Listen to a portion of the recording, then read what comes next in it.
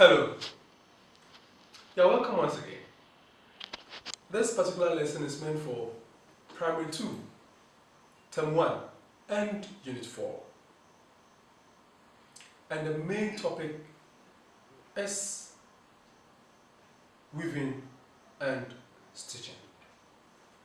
And the subtopic is plaiting 3 strands.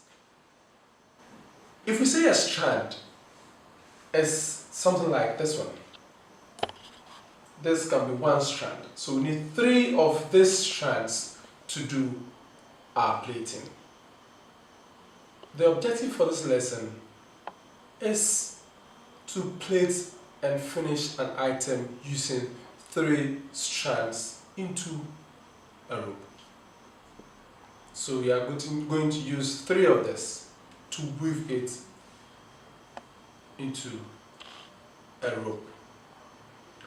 What tools do we need to achieve this plaiting 3 strands? The tools we need a pair of scissors or a knife or cutter. For our material, we need cords or any malleable material. A material that has the propensity to be squeezed, turned around without breaking. That is what we will term a strand or a cord. And this is an example of such a cord. And this is another one. So we are going to use these cords to do that. Now, in case you don't have any of these cords, you can use a variety of leaves or even creeping plants that are not too fragile. You can use the raffia or the bamboo, the hard part of the bamboo, the skin of the bamboo, you peel it off. It's also malleable enough to do some of these things. So these are some of the materials that you will need. Anything that is malleable enough for manipulation can be used for the strand. What skills do we need to execute this work? The very first thing we are going to look at is the skill of plaiting. How to plait. We'll also use some sense of judgment. We are going to judge the work we are going to do because we need to get some sense of concentration. So we'll judge the work we are doing and also need some sense of concentration as part of the values that we need. And we are going to choose appropriate materials to do this work. And the values that are going to be achieved is patience, concentration, and some sense of tolerance. Now let's come to the execution of the work itself. Now you have to organize the people to go around the environment and even get things that are malleable, or you ask them to bring very malleable materials like the cord that we are going to use for our strand. We don't need very hard things that are not malleable. So that is one part of it. As a teacher, you have to demonstrate to the kids what it means to plait with 3 strands. This is a typical example and the end product of what we are going to do. We have 3 strands, the pink and 2 creamy strands. So you have to demonstrate to the pupils how this weaving can be done to achieve this kind of plaiting, and this forms a rope. We use the 3 strands to weave to achieve this rope. So that's the essence of this particular lesson. As the pupils go on to explore using the tools and the materials, you, the teacher, will have to go around and help them to do the plaiting properly, right after you have done or demonstrated that process to them. I know you are ready to see how we demonstrate this piece by plaiting. I'm ready to. If you are, let's go plait using 3 strands to get a rope or to generate a rope. A strong one, of course. I'm ready. Come with me.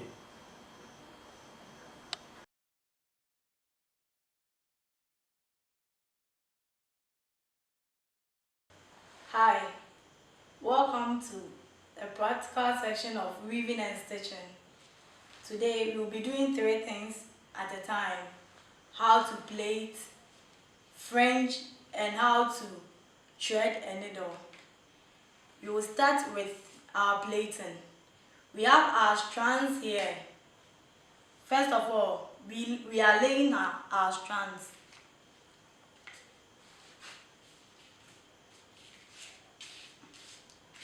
Now, to avoid fraying, let's tie the edge.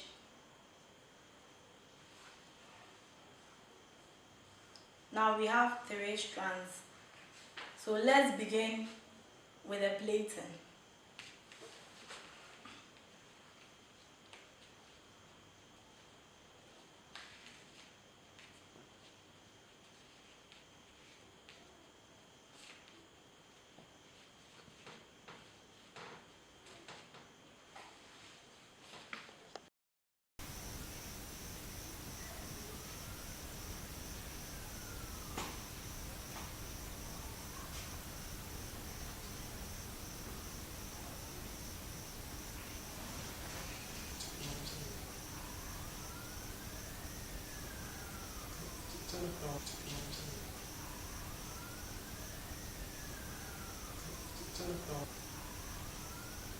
So now we are done with our rope.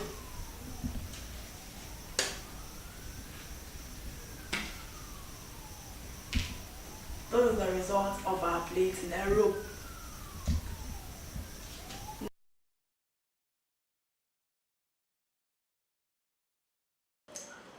Hello friend. Once again you are welcome to the Primary 2 Term 1 and the Unit 4 continuation. There are 2 sets in this very lesson. We are going to learn how to weave and how to stitch. So the main topic is weaving and stitching. And there are 2 distinct things, so we have to make that one clear. The objective for this lesson is 1, to hold a needle and a thread correctly. When you are trying to pass thread through the eye of the needle, how to hold it. That's what we are going to teach our kids to do, the first objective. The next one is how to hold a fabric correctly when sewing. It's very important. The kids get to know this. The third objective is to measure and fringe the edge of a material. These are the objectives for this lesson. What skills do we need? Before the skills, let's quickly talk about the tools and materials we need. We need a thread,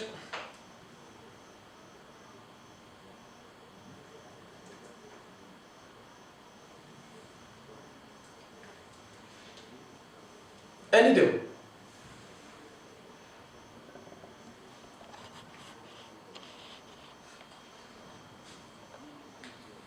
and a material. It can be a grey baft or any material that is soft enough to be handled. So this is it. Now, what skills are kids going to get? Or what skills do they need to execute this task successfully? 1, we are going to learn how to measure. So we do measuring as part of the skills kids are going to get. Threading. is another one, and identification. These are the skills. Now let's talk about the values you are going to get when this lesson is done. The very first one is the sense of concentration. Because if you're passing thread in through the eye of the needle, you need some concentration. So we are going to look at that one. Some patience, obedience, respect for rules and regulation. These are the values we are going to pass our kids through. To demonstrate this, first, let's talk about how to pass a thread through the eye of a needle. How do you hold the needle and how do you attempt to pass it through? So, with the needle held this way, we'll make sure that the eye is not facing the other way, but it's facing us straight, so you can see the eye of the needle properly. Then you can use your thread like we have it here, or like we are demonstrating here as it is. It's going to be held this way and we pass it through. When it gets to the demonstration, we'll take our time and go through how to pass this thread through the eye of the needle. When the pupils are executing this task, you need to be around and take care of them. Be very careful they don't hurt themselves with the needle. Also be careful they don't place or push this needle into their mouths or through their nostrils. Because kids are adventurous, let's try to help them execute this task without casualty. This is one part of the lesson. The second one is to fringe a material. What do I mean by fringing a material? We have a material of this nature. We trim it all across. But we are going to make it to fray. So we pull the yarns that are in it, we pull them out to get this kind of fray.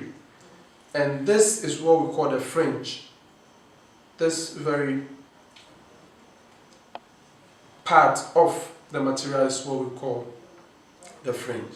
So this is what we are going to generate, or this is what we are going to do in the demonstration lesson. I think we need to get a fair idea how we can go through the step-by-step procedure to pass thread through the eye of a needle, and also to do some fringing using a material of this kind.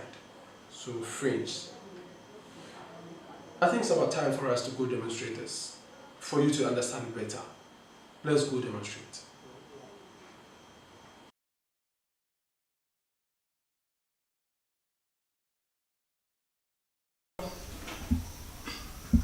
In threading a needle, we'll first get our needle and thread. Let's cut our thread.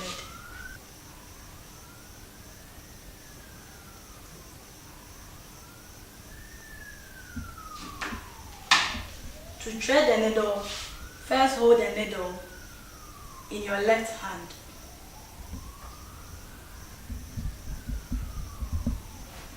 Then you pass the thread through the eye of the needle. That is the right term. The eye of the needle. So this is our threaded needle. Let's come to our fringing. So let's measure 5 centimeters from the edge and that will be the area we will fringe.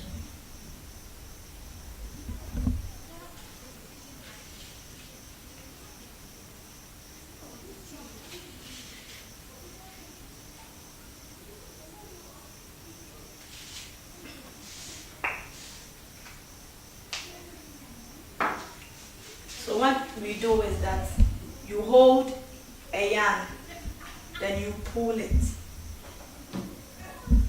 You can use a needle to get the yarn.